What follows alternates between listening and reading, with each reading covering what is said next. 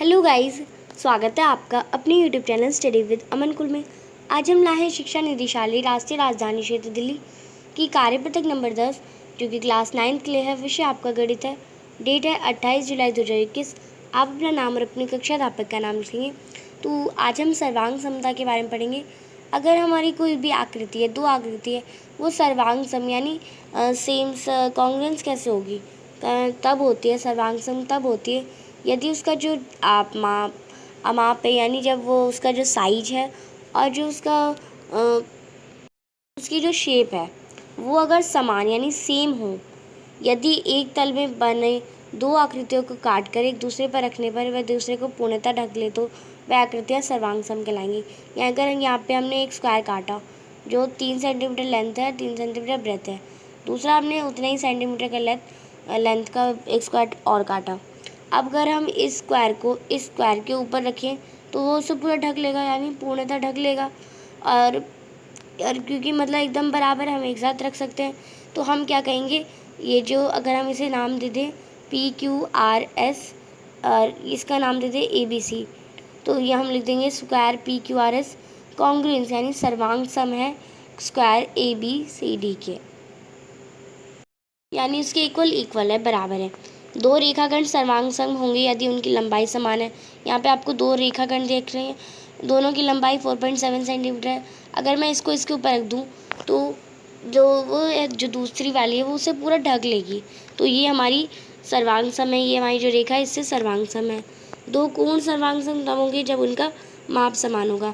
यहाँ पे जो कोण है ये भी 57 का है, ये भी 57 का है, तो ये इसका सर्वांग सम है।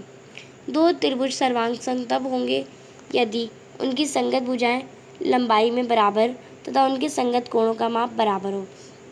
यानी जो संगत भुजाएं हैं उनकी लंबाई बराबर हो, संगत कोणों का माप बराबर हो। दो सर्वांग सम त्रिभुजों ट्रायंगल ABC तथा ट्रायंगल यानी त्रिभुज PQR को गणितीय रूप में दर्शाने के लिए अगर हम बोलें कि जो हमारा त्रिभुज ABC सर्वांग सम है त्रिभुज PQR की, तो हम उसे कैसे लिखेंगे।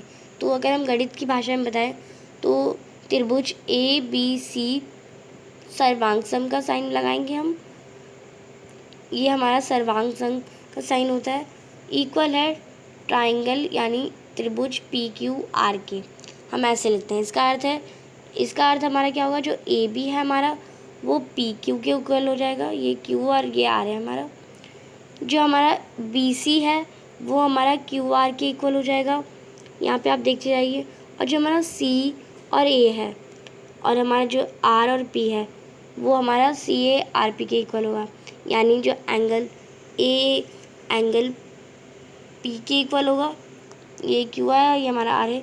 जो हमारा एंगल A है वो हमारे एंगल P के इक्वल होगा, एंगल B हमारे एंगल Q के इक्वल होगा और एंगल C हमारा एंगल R के इक्वल होगा। दो त्रिभुजों को सर्वांग सम सिद्ध करने के लिए नीचे दिए गए किसी भी नियम के अनुसार केवल 3 भागों को बराबर सिद्ध करना चाहिए।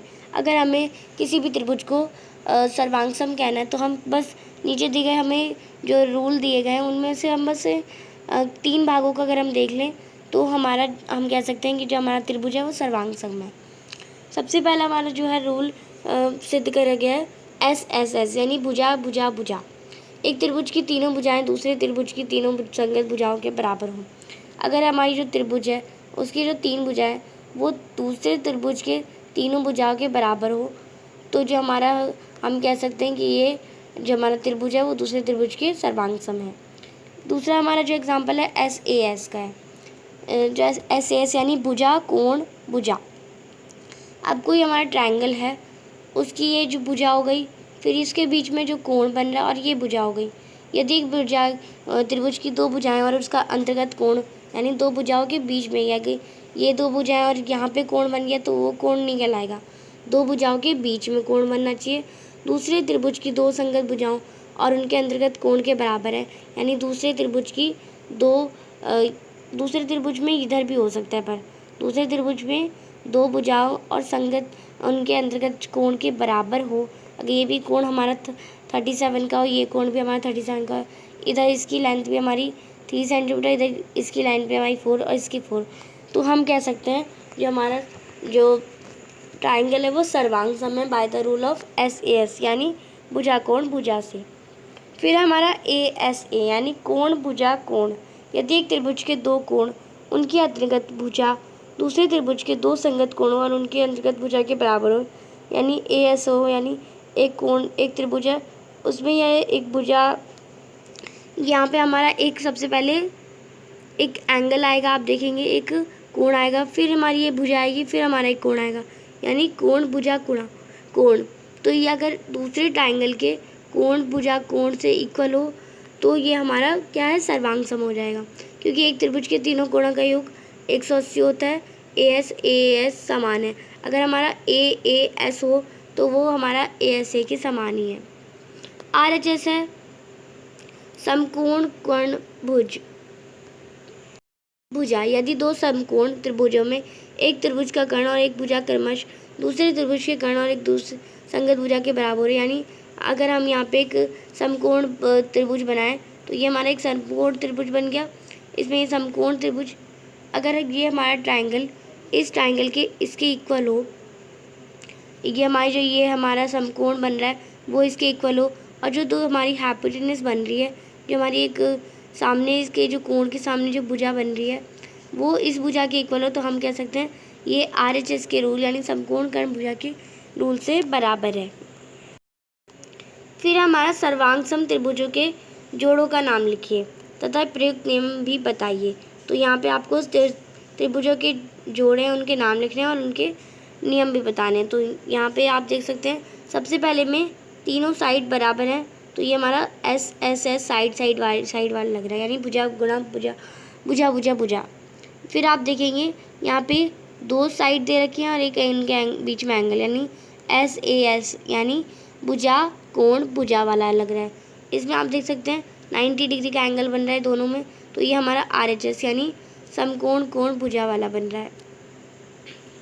एंड जो ये लास्ट में है हमारा वो कौन सा बन रहा है, आप देखेंगे एक कोण ये बन रहा है, एक कोण ये बन रहा है, एंड ये एक कोण ये बन रहा है, एक कोण ये बन रहा है, इसके बीच में एक भुजा उसके बराबर है, तो ये हमारा कौन सा बन रहा है, एंगल साइड एंगल यानी कोण भुजा कोण वाला बन रहा है। अब इन्हें सॉल्व करते हैं, तो आप यहाँ से इसका आंसर कर लेंगे। जो हमारा फर्स्ट है उसमें मैंने आपको बताया साइड यानी भुजा भुजा भुजा वाला लग रहा है, SS वाला लग रहा है, AB हमारा PQ के इक्वल है, BC हमारा QR के इक्वल है, C हमारा RP के इक्वल है, यानी हमारा जो त्रिभुज ABC सर्वांग सम है त्रिभुज PQR के। फिर सेकंड हमारा SAS वाला लग रहा है, यानी भुजा कोण भुजा वाला लग रहा है, LNDE के इक्वल है, NMDEF के इक्वल है, और कोण N कोण E के इक्वल है, यानी जो हमारा त्रिभुज LNM है वो सर्वांग सम है त्रिभुज DEF के। फिर हमारा थर्ड Q जो हमारा RHS वाला यूज़ कर रहे हैं, यानी समकोण कोण भुजा,